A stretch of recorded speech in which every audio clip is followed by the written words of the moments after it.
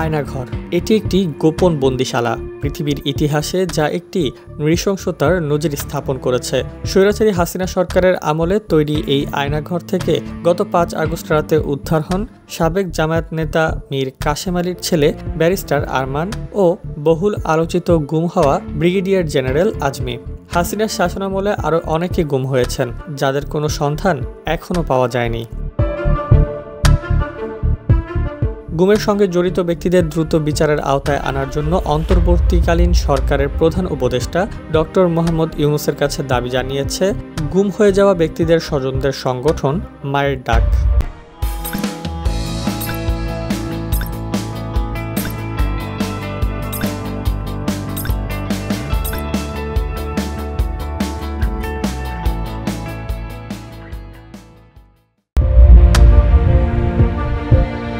গতকাল মঙ্গলবার সন্ধ্যায় রাষ্ট্রীয় অতিথি ভবন যমুনায় ডক্টর মোহাম্মদ ইউনূসের সঙ্গে সাক্ষাৎ করে এ দাবি জানায় মায়ের ডাকের সমন্বয়কারী সানজিদা ইসলাম এবং গুমের শিকার ব্যক্তিদের পরিবারগুলোর পক্ষ থেকে যাওয়া ৭ সদস্যের একটি প্রতিনিধি দল।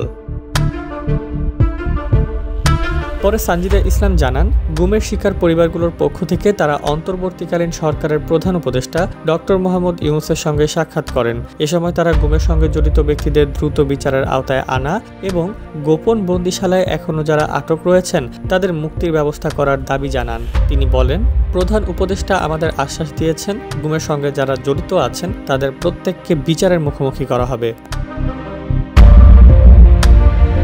সানজিদা ইসলাম আরও জানান, গুম হওয়া পরিবারের সদস্যদের কথা শোনার পর ডক্টর মোহাম্মদ ইউনূস বলেছেন এ ধরনের ঘটনা অমানবিক ও নিষ্ঠুর। তিনি এও বলেছেন যে এ সরকার মানুষের জন্য, মানুষের পাশে থাকবে সব সময়।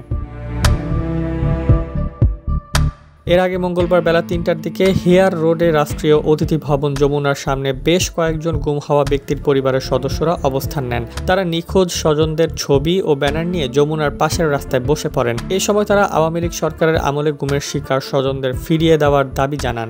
একই সঙ্গে আয়নাঘরে এখনও আটক থাকা ব্যক্তিদের দ্রুত ছেড়ে দেওয়া এবং গুমের ঘটনায় জড়িত ব্যক্তিদের চিহ্নিত করে দ্রুত আইনের আওতায় আনার দাবি জানান।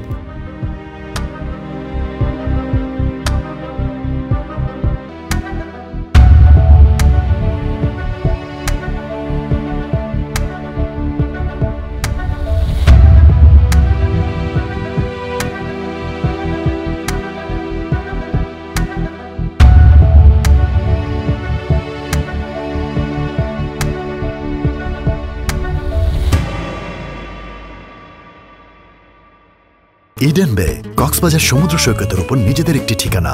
মাত্র ৫ লাখ টাকায় আপনিও হয়ে যেতে পারেন এই হোটেলের মালিক। ইডেন বে, আ কনসার্ন অফ ভাইয়া হোটেলস।